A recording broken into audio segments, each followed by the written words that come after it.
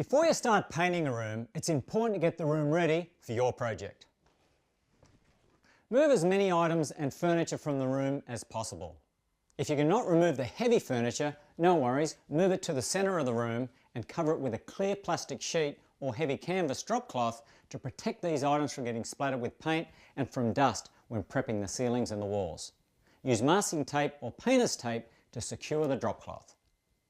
Depending on your project, you may wish to remove the doors to gain better access to painting the trim. Now, to remove a door, it's quite easy.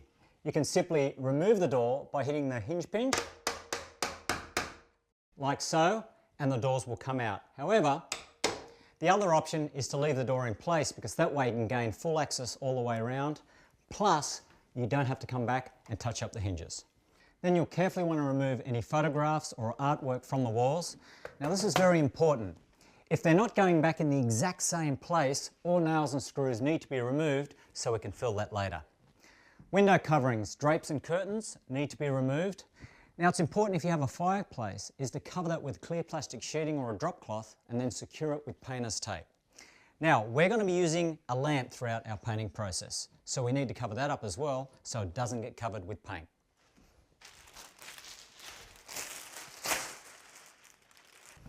You want to remove all the electrical outlet covers and all the switch plates to the room. This is very easy to do, and this will save you a lot of time as you won't have to cut around each one.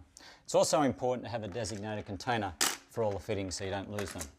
And then you want to use some painter's tape to cover the outlets like that.